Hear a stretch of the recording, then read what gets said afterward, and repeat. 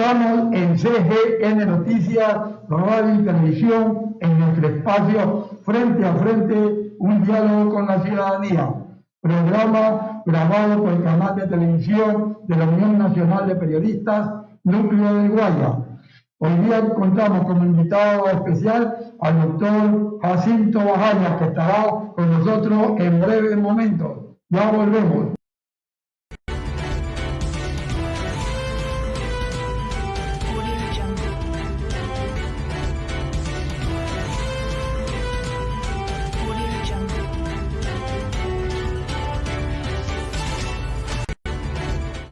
De regreso a nuestro programa Frente a Frente, un diálogo con la ciudadanía.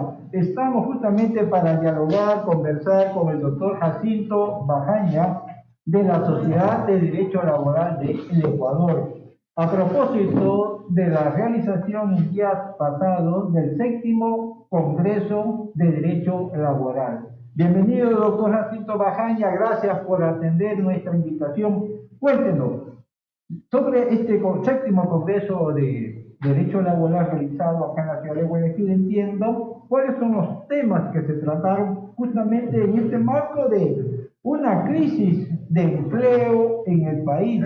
7 de cada ecuatoriano y ecuatoriana de la población económicamente activa pues están en la precariedad de trabajo, con ingresos precarios o simplemente en la desocupación abierta. En ese sentido, la discusión que indudablemente se ha haber dado en este Congreso de la Sociedad de Derecho Laboral resulta interesante. Bienvenido. Buen día y gracias. 7 años ya llevamos como una buena costumbre, tratando de poner en evidencia nuestra preocupación por lo que llamamos la defensa del derecho social. En todo este tiempo hemos tenido que darle dura brega a los constantes embates que vienen desde la propuesta de lo que se llama modernización, entre comillas, flexibilización laboral, entre comillas. Y bueno, en esta última parte nos convocó el análisis de esas propuestas que se vienen perfilando por el lado del Ejecutivo. No hay un texto, no hay un proyecto aún, pero los perfiles de esa propuesta, que en lo principal han sido dados por el propio ministro de Trabajo, nos preocupan, porque tienen que ver con una acentuación de la precarización laboral. Ocurre que la precarización laboral se encuentra proscrita por la Constitución, de manera tajante, de manera determinante. Sin embargo, el ejercicio que se hace con normativa menor, con disposiciones legales como el Código del Trabajo a veces, el Código Civil a veces, pero a veces con reglamentos, a veces con ordenanzas, a veces con decretos ejecutivos, a veces con acuerdos ministeriales y a veces hasta con instructivos. Entonces se violenta la letra de la Constitución. Una Constitución que no está hecha únicamente para que la consideremos un poema, sino es que debe tener una aplicación práctica. Entonces sí, se viene diciendo de que de lo que se trata ahora es de enfrentar nada más que el tema del empleo, con el argumento de que es preferible que hayan ganando 2 trabajadores de $200 mensuales antes que uno de 400. Sencilla y llanamente estamos asistiendo nosotros a una de las aspiraciones que hace rato vienen teniendo las cámaras de la producción y particularmente la Cámara de Industria. Se ha venido hablando de que la remuneración es excesiva, se dice que es la más elevada de la geografía de Sudamérica en esta parte, pero en definitiva a donde se apunta es sencillamente a cumplir con esa máxima de la inversión. Donde le paga menos al trabajador, te queda más como empresario. Esa es toda la ecuación que aquí se está cumpliendo. Pero esto viene luego de que en esta última etapa hemos venido nosotros conociendo la serie de nuevas peticiones que vienen haciendo los sectores empresariales, porque se les dé más concesiones, porque se les dé más ventajas, y porque en los hechos no se cumpla con lo que debe obligatoriamente de cumplirse. Ejemplo, el pago de impuestos. Hay una multimillonaria deuda que no la pagan los deudores, los grandes deudores, porque no les da la gana. Porque ya está comprobado con el tiempo de que se espera que en algún momento haya algún perdón tributario y entonces se cumple con una parte pero se sigue debiendo. A los males de la seguridad social, que en lo fundamental es la inmoralidad, es la corrupción, es el saqueo que han hecho de la seguridad social, se le suma también la impagable deuda de los empleadores. Entonces, ¿cómo estamos asistiendo nosotros a que de un lado se piden más ventajas, se piden más beneficios y por otro lado se piden menos remuneraciones para el trabajador? Yo saco una conclusión. En 1926 llegó a este país la empresa eléctrica del Ecuador y obtuvo como principal rédito el hecho de que se le permita, de que se le consienta, de que se le declare como rentabilidad básica, llueve, trueno, relampaguee, el 9.75%. Estamos asistiendo nosotros a una aerovía que nadie quiere usarla, pero ocurre que esa aerovía le costó a Guayaquil 130 millones de dólares. Y sin embargo es un consorcio francés, dicen, ya nosotros sabemos cómo son los pases de manos que hay allí, pero vamos a encontrar nosotros que el empresariado de manera general está dado a estas prácticas. Entonces, internacionalmente se conoce lo que se llama la rentabilidad razonable. Esa no está más allá del 5 o del 10%. Pero en nuestro medio hay un apetito del 25%, del 30%. Entonces frente a ese nivel, a ese rubro de ganancias, no hay remuneración que pueda acercarse, pues, a lo que se denomina, pues, también como salario justo, el empleo digno y tantos otros remoquetes que tienen estos temas de orden laboral. Bueno, se reunió el Congreso Laboral. Tuvo el 28, la semana pasada. Tuvo la presencia de representaciones diversas. Allí estuvimos analizando este problema desde el punto de vista del empleo, que es lo que en este rato se discute como una cosa central. Cuando hablamos de la producción, hablamos del trabajo. Y cuando hablamos del trabajo, el sector más dinámico son los trabajadores. Entonces, bueno, ¿en qué medida somos capaces también nosotros de articular propuestas? Hay una propuesta elaborada por el Frente Unitario de los Trabajadores, la respaldamos, porque es una consecuencia de un debate intenso. Una propuesta de código nuevo para el código de trabajo. Sí, el código orgánico de trabajo, porque aquí hay otra muletilla, ¿no? El código de trabajo, cuando quiere ser menospreciado, entonces se dice que es una ley general. Entonces hay la LOCEP, la ley orgánica del servidor público. Esa es orgánica, pero el código de trabajo no. Internacionalmente también se acepta que independientemente de su denominación, el código de trabajo es un código orgánico aquí y en cualquier parte del mundo, pero a la hora de los trámites ya sabemos lo que pasa, ¿no? Cómo es que juegan las denominaciones. Bien, entonces hemos discutido el tema del empleo y su relación con la seguridad social. Decía el expositor allí que, lógico, si va a haber menos remuneraciones, van a haber menos ingresos para la seguridad social. Y está demostrado, ¿no? En este último tiempo ha habido una baja de aportaciones a la seguridad social y estamos nosotros asistiendo a lo que tiene que ver también con una nueva afectación sobre afectación a lo que es el desenvolvimiento de la actividad del seguro social. Vimos esta propuesta que le digo, vimos también desde el punto de vista de sus raíces el tema de la precarización. La precarización no es una novela al dolor, no, es un ejercicio que tiene que ver con la afectación a los derechos, que tiene que ver con bajar el rasero de la angustia, el rasero de la pobreza. Cuando usted habla de precarización laboral, no es únicamente que se incide en el salario, está usted incidiendo en el universo del trabajador, en el universo de la población, en este caso ecuatoriana, porque le afecta la salud, le afecta la alimentación, le afecta la educación. Estamos hablando un poco para todos nuestros oyentes, digamos, salarios menores de ingreso, por lo tanto, los ingresos que puedan servir para la canasta familiar, para los aspectos de salud, educación, se verían afectados. De eso estamos hablando, ¿no? Sí. ¿Ya? Entonces nosotros decíamos lo siguiente para concluir lo que concluíamos en el Congreso. A ver, si quieren hacer las cosas bien en materia de trabajo, en materia de buen vivir, todo esto que está de moda. Primera cosa, dejen de robar, pues. Primera cosa. Segunda cosa, recuperen lo robado. Tercera cosa, cobren lo que tienen que cobrar. No puede ser que todavía continúe el eco del economista Carlos Mar Carrasco. Un sábado de esos, en una de esas tomas de los canales de televisión que sea Correa, le pedía por favor a los empresarios que paguen, que no sean malitos. Así, no más exoneración tributaria. Así se cobra, ¿no? Entonces, a ver, que se pague. Porque mire, en esta pandemia, han tenido tan buen recaudo quienes supuestamente emprenden en grande, que cuando se asomaron a decir que aportaban con una contribución para el tema de emergencia de salud, a la semana siguiente estaban diciendo que eso lo aplicaban a los impuestos. ¿Qué donaron? Nada. Quienes terminamos pagando fuimos nosotros. El resto. La población en general de resarcimiento, ¿no? Dígame cuánta plata ganaron los sectores de las farmacéuticas en este país en este tiempo. El sector exportador. ¿Cuánto ganó el sector de los alimentos en todo este tiempo? ¿No?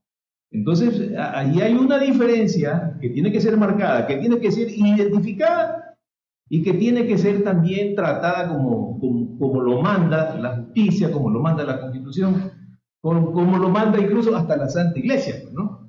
Eso, mi querido compañero. Digamos, la Organización Internacional del Trabajo, la OIT, señala que justamente en el marco de los efectos económicos y de agudizamiento del desempleo y la generalizada precariedad de vida que ha generado la pandemia, que en aspecto a lo que se llama la resiliencia, es decir, la posibilidad de rehabilitarse desde el interior de las fuerzas, del conjunto de la sociedad, de los estados, lo que hay que promover, sí, mayor empleo, pero empleo de calidad, empleo decente, sí, empleo con salario justo, digno, solidaridad, digamos, seguridad social, no lo contrario, como al parecer estaría proponiendo el actual ministro de Trabajo, Patricio Novo, que habla de formas innovadoras de contratación laboral. El 35% de los jóvenes entre 18 y 35 años están en la desocupación. Sí, así es. Entonces, frente a eso, ¿qué propone desde el conocimiento del derecho y las posibilidades que ofrece el marco constitucional también en términos de sociedad de derecho laboral? Aquí hay una diferencia sustancial. Nosotros no estamos de acuerdo con que por las tranqueras se venga proponiendo un código de trabajo paralelo. Correcto. Ellos hablan de que no es un código, que es una ley laboral. No, eso se llama código de trabajo aquí y en cualquier parte del mundo. No pueden haber dos códigos civiles, no pueden haber dos códigos penales, no pueden haber dos códigos de trabajo en un mismo país. En legislación se dice que cuando se legisla sobre una materia, no sobre dos o tres, ¿no? Si es que le quieren meter allí una nueva ley trole, que es lo que podría ser, ¿no? Entonces, de lo que se trata es que nosotros identifiquemos que eso que se está planteando es injusto, es antitécnico, es inconstitucional. Por esa razón ponemos en la balanza nuestra propuesta de código de trabajo. Entonces, ustedes hablan de modernizar el código de trabajo. El gobierno, digamos. Y bueno, también nosotros hablamos de eso. A ver, del tema telemático, que se lo incorpore, que está incorporado en el proyecto. El tema relativo a los deportistas está integrado en el proyecto. Lo que tiene que ver con los trabajadores de las nuevas modalidades están integrados al proyecto de trabajo. Pero no me vengan a decir que porque el Código de Trabajo es viejo, que es de 1938, entonces tienen que dejarse pasar esos principios pasados de moda. O sea, el principio de la irrenunciabilidad de derechos, el principio de la intangibilidad, el principio de la primacía de la realidad. Como que los derechos son una camisa diferente de un siglo para otro.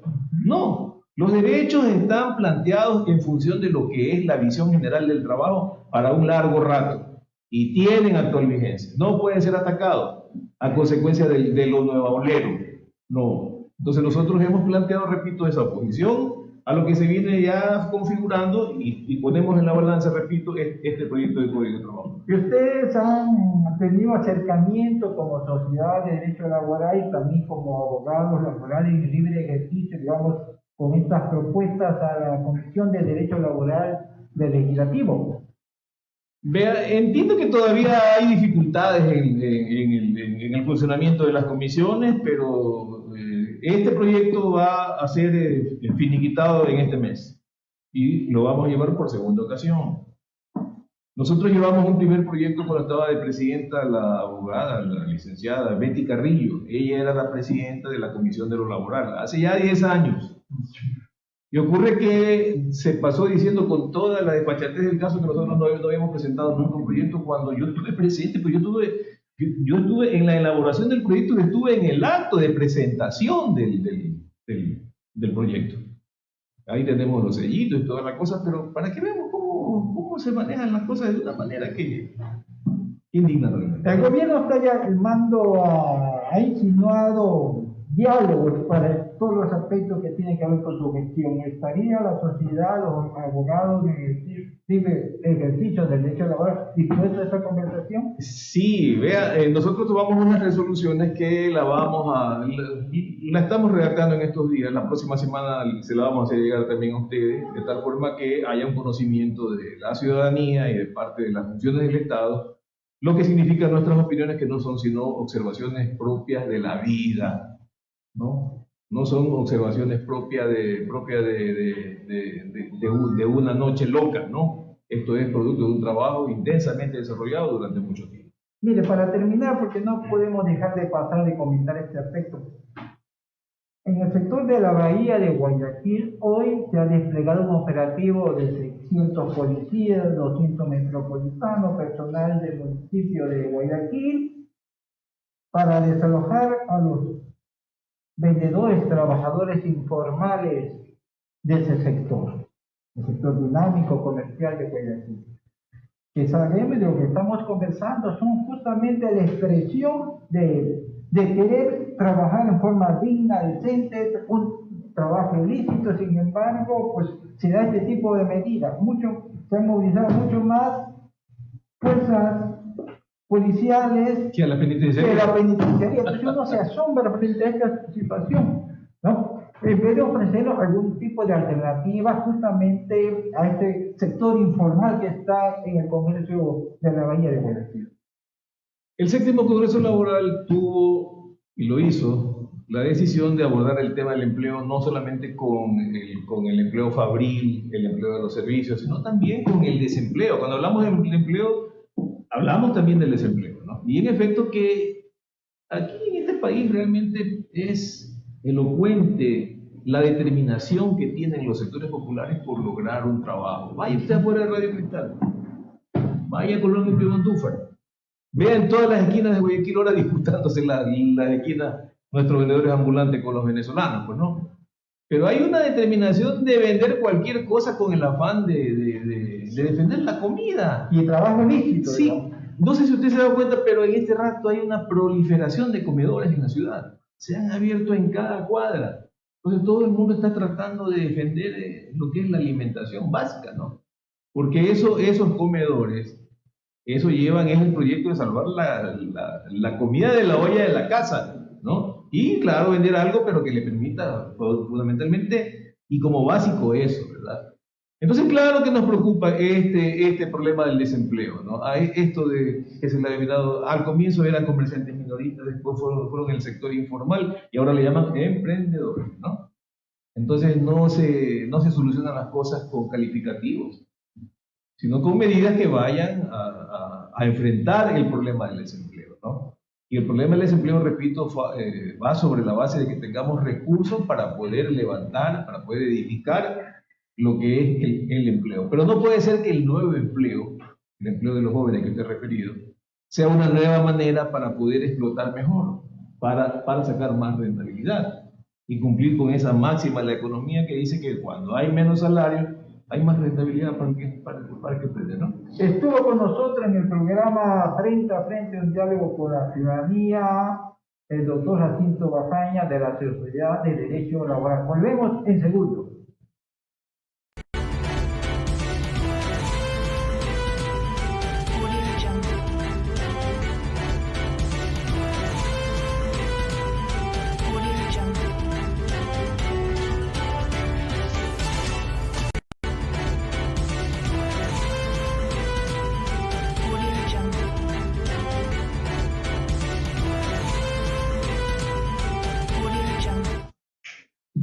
comenzamos en nuestro programa Frente a Frente, un diálogo con la ciudadanía.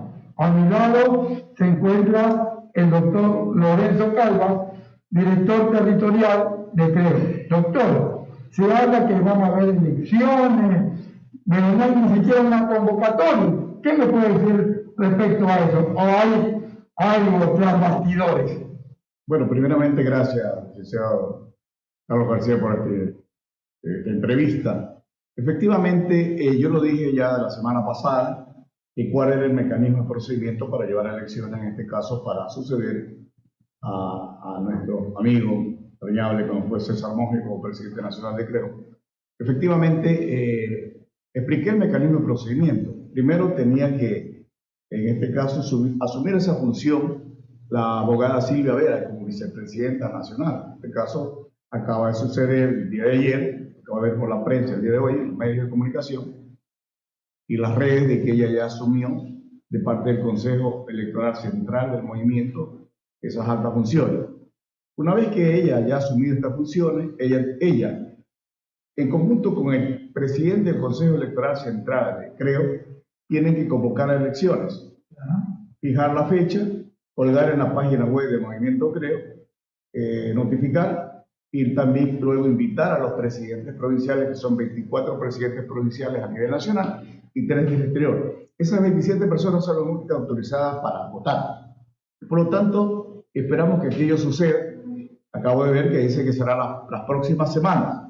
Cuando se decía, hace 8 días se decía que era el 7 de agosto, pasado mañana, yo dije que no era posible porque tenía que cumplirse con ese trámite respectivo. Y por lo tanto, eso se ha dado y esperamos que se haga la convocatoria de manera oficial. Doctor, pero usted ha sido uno de los militantes que ha trabajado arduamente en todas las campañas del señor Guillermo Lasso. Y por ahí me enteré de los bastidores que hasta la central se la quieren llevar. Bueno, como ustedes conocen, la ciudadana ecuatoriana conoce, creo, empezó en este caso con Vida Jurídica el año 2012, a principios del 2012. Nosotros empezamos recogiendo firmas desde el año 2010. El 2011 cumplimos con este proceso, sin embargo, desaparecieron 80.000 firmas. En ese entonces el Consejo Nacional Electoral tuvimos que poner 200.000 firmas más y luego fuimos reconocidos en 2012. En 2013 entramos a un primer proceso electoral. El 2017, todos conocen que nos robaron esas elecciones. Y el 2021, bueno, se ganó ya las elecciones y por definitiva con Guillermo Lasso Méndez. Por lo tanto, este movimiento político que lo hicimos en la adversidad de aquella entonces era difícil hablar de política si no estabas en la línea del gobierno. Por lo tanto, tiene sus ventajas porque a partir de ese momento tú vas galvanizando el cuerpo y espíritu de las personas que entran a buscar un cambio en el Ecuador. Y por lo tanto, ese aporte que hicieron los ciudadanos de todo nivel social, económico, en aquel entonces fue posible. Y en todo caso, ese esfuerzo también que hizo nuestro distinto presidente junto, me tocó acompañarlo. No dejamos un cantón, de los 221 cantones del Ecuador, hemos estado ahí en varias ocasiones, en las 24 provincias, incluso en el exterior, porque creo que tiene dirigencia en Europa, Asia, Oceanía, en Estados Unidos y en Latinoamérica. Por lo tanto, todo ese esfuerzo de aquellos ciudadanos, y aprovecho para agradecer a toda esa militancia que estuvo en 3 procesos electorales y bueno, y ahí están los resultados. Por lo tanto, es importante recalcar que definitivamente es fácil hacer un partido, un movimiento político en las entrañas de un ministerio, pero desaparece ese ministerio y desaparece el partido. Por lo tanto, creo fue forjado en la adversidad y los resultados están a la vista.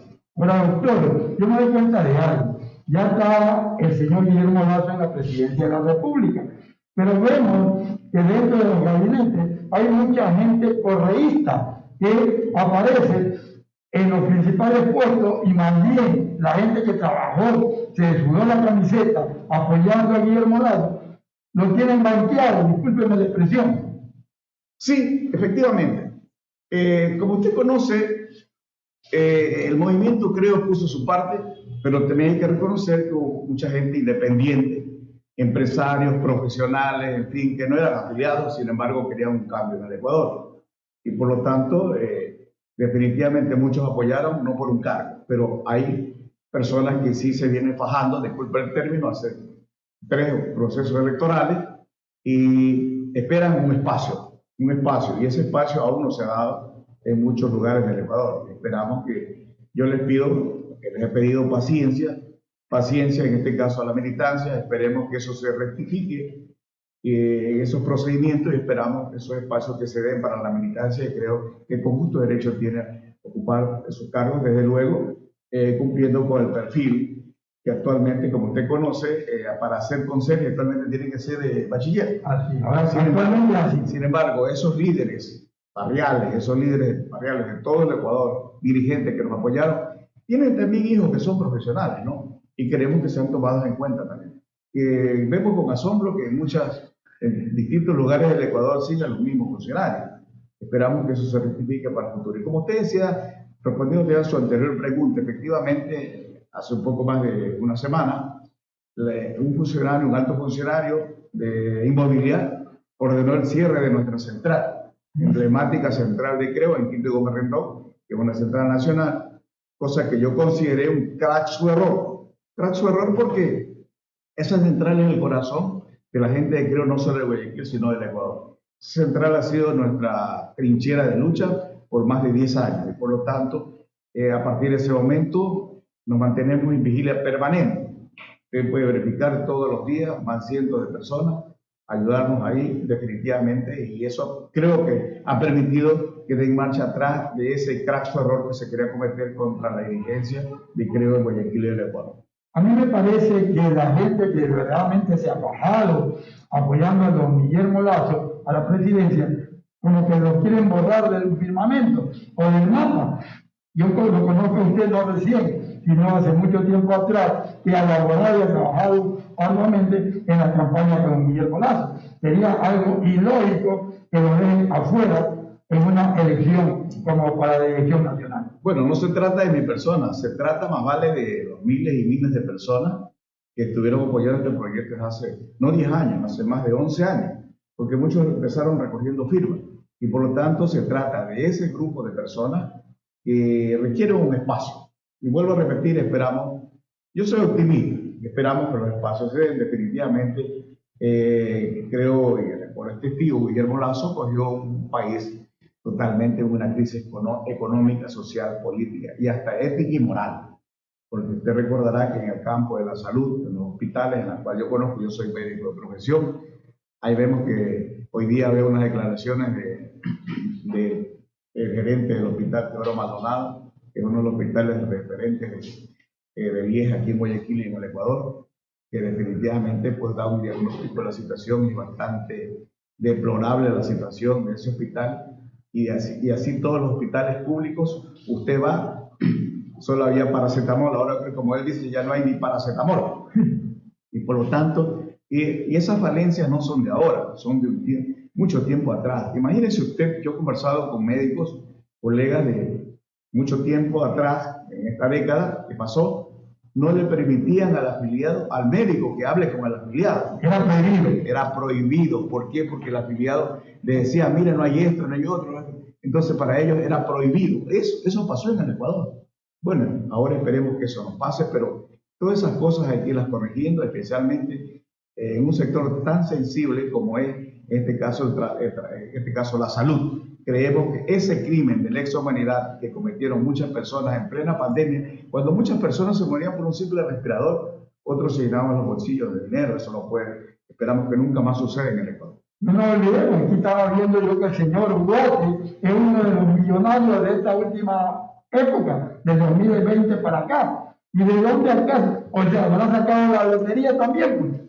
Pues? Bueno, esperemos que todo eso que se investigue, pero no solamente que quede investigación, todo lo contrario, como viene exigiendo el pueblo ecuatoriano, que se investigue y se recupere el dinero, amigo. Caso contrario, las personas les condenan a 8 o 10 años si se portan bien y con todas las cosas, inmediatamente a los 3 o 4 años ya los vemos y gozando de usufructando de ese dinero mal habido. Definitivamente esperamos que se haga justicia, pero que se haga justicia especialmente para que haya confianza en este caso del ecuatoriano que estaremos pendientes para que ellos se cumplan. Ya para terminar, porque usted sabe que en la televisión el tiempo es nuestro enemigo, ¿cuáles son los candidatos que van a terciar en las elecciones? ¿Para qué? Yo sé que usted es uno de ellos.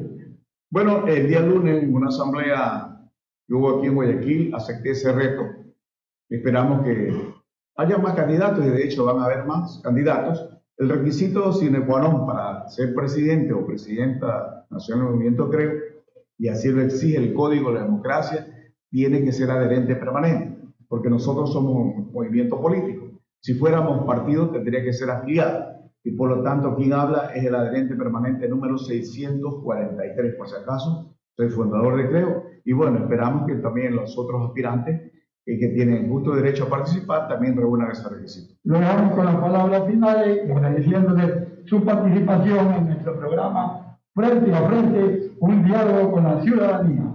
Gracias a esta gloriosa institución, Unión Nacional de Periodistas del Guayas, un referente de la libertad de expresión en el Ecuador, y que justamente, una vez más, gracias por la invitación. Y bueno, estaremos comunicando cualquier situación en cuanto, en este caso, al proceso electoral que se va a llevar a efecto los próximos días para renovar la directiva nacional del movimiento. Fue la intervención del doctor Lorenzo Calva en nuestro programa Frente a Frente, un diálogo con la ciudadanía. Hasta mañana.